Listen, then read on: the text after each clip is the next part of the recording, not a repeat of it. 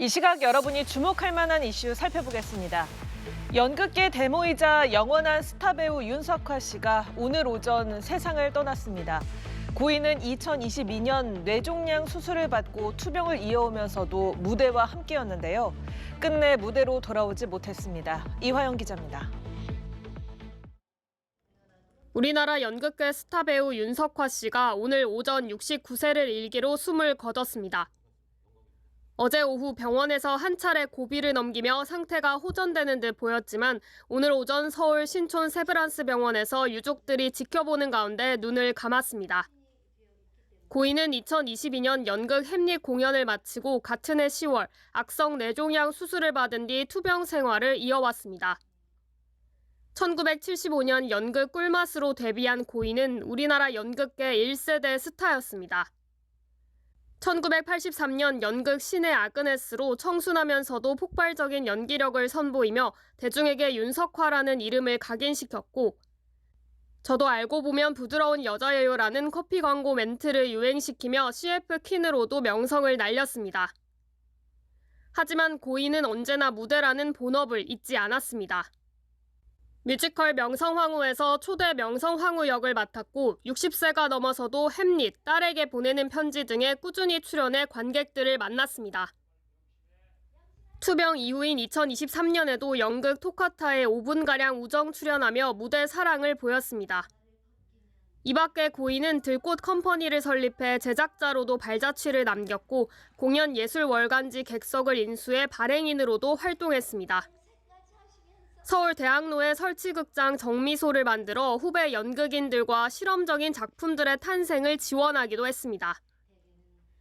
1994년 결혼한 고인은 2003년과 2007년 두 차례에 걸쳐 아들과 딸을 입양했고 입양기금 마련 자선 콘서트를 꾸준히 개최하는 등 입양문화 개선에도 앞장서 왔습니다. 고인의 빈소는 신촌 세브란스 병원 장례식장 1호실에 마련됩니다. 연합뉴스TV 이화영입니다. 이렇게 무대 위에서 가장 빛났던 별 윤석화 씨가 우리 곁을 떠났습니다.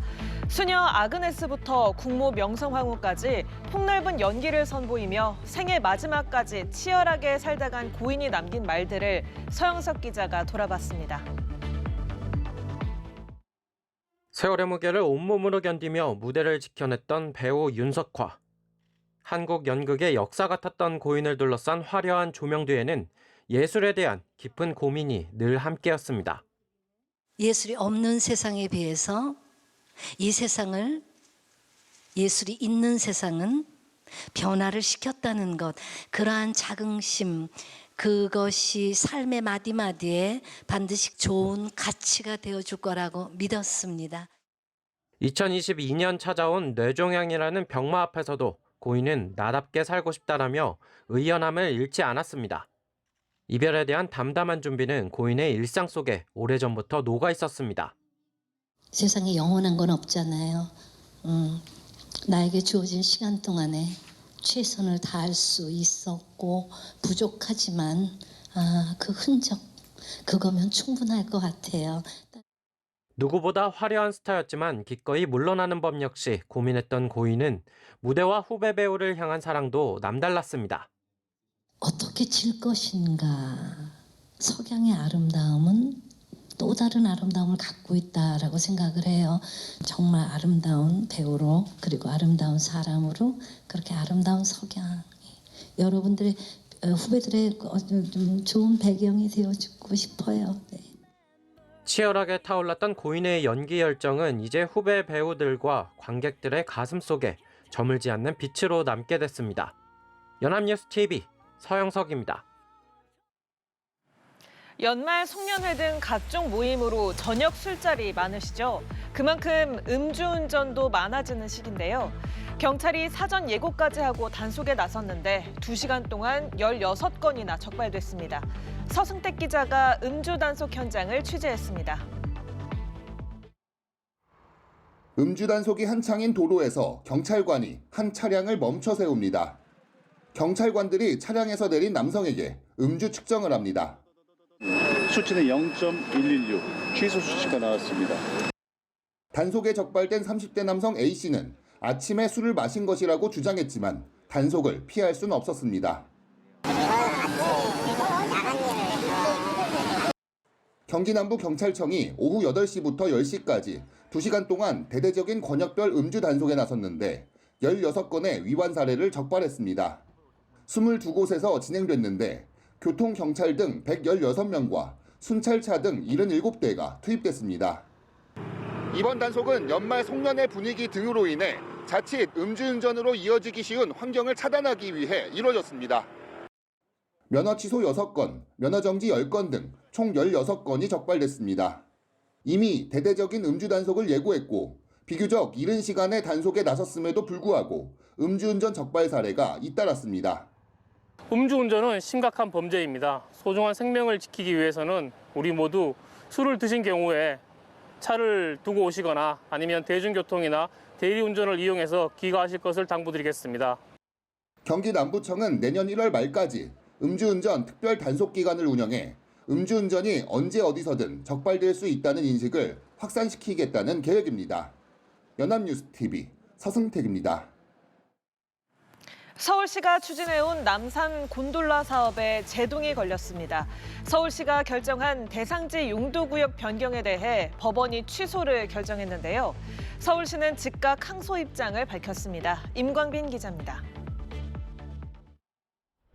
소송은 지난해 9월 남산에서 케이블카를 60년 넘게 독점 운영해온 한국삭도공업이 곤돌라 설치를 추진하는 서울시를 상대로 냈습니다. 지난 2023년 지속가능한 남산 프로젝트를 발표한 서울시가 지난해부터 공사를 시작하자 삭도공업 측이 도시관리 계획 변경이 위법하다며 취소 소송과 집행정지 신청을 낸 겁니다. 법원이 집행정지 신청을 받아들이면서 1년 넘게 공사가 중단된 가운데 오늘 1심 선고가 나왔습니다. 서울행정법원은 오늘 오후 삭도공업이 서울시를 상대로 제기한 도시관리계획 결정 처분 취소 소송에서 원고 승소 판결을 했습니다. 서울시가 곤돌라를 설치하기 위해 사업부지의 용도구역을 변경한 조치가 공원녹지법 시행령 등을 위반해 위법하다고 보고 취소를 결정했습니다. 법원의 판결이 나온 직후 삭도공업 측은 남산 케이블카 사업이 그간 법과 제도의 테두리 안에서 운영돼 왔다는 점을 다시 한번 확인한 것이라며 환영 입장을 밝혔습니다. 반면 서울시는 공익성이 배제된 판결이라며 즉시 항고하겠다는 입장을 밝혔습니다. 서울시는 또 이번 소송과 별개로 도시자연공원 구역 높이 제한을 완화하는 공원녹지법 시행령 개정안을 통해 사업을 이어가겠다는 방침을 밝혔습니다. 남산 케이블카는 1961년 정부가 사업 면허를 부여할 당시 유효 기간을 두지 않으면서 특정 업체의 장기 독점이 이어졌습니다. 긴 대기 시간과 휠체어 이용 불편 등이 제기되자 서울시는 예장공원과 남산 정상부를 잇는 곤돌라를 설치해 교통약자 접근성과 대기난을 해소하고 운영 수익을 남산 생태보전기금에 투입한다는 계획을 발표한 바 있습니다. 연합뉴스TV 임광빈입니다. 우리나라 우주기업 이노스페이스가 독자 개발한 발사체 한빛 나노가 우리 시간으로 내일 새벽 브라질에서 발사됩니다. 국내 최초로 민간 기업이 주도하는 첫 상업 발사로 실제 위성을 싣고 우주로 향합니다. 이마경 기자입니다. 연구진들이 점검을 거듭하며 발사체 최종 조립에 한창입니다. 총조립을 마치고 완전한 모습을 드러낸 로켓. 발사대로 이송된 뒤 하늘을 향해 우뚝 섰습니다. 우주기업 이노스페이스가 독자 개발한 한빛 나노입니다. 90kg급 탑재체를 500km 태양동기 궤도에 투입하는 길이 21.8m의 2단 소형 발사체입니다. 우리 시간으로 20일 새벽 3시 45분, 한빛 나노가 브라질 알칸타라 우주센터에서 발사됩니다. 당초 지난 18일 발사될 예정이었지만 산화제 공급계 냉각장치 이상으로 일정이 이틀 연기됐습니다. 한빛 나노의 주요 임무는 브라질과 인도의 위성 등 탑재체 8개를 고도 300km 지구 저궤도에 올려놓는 겁니다.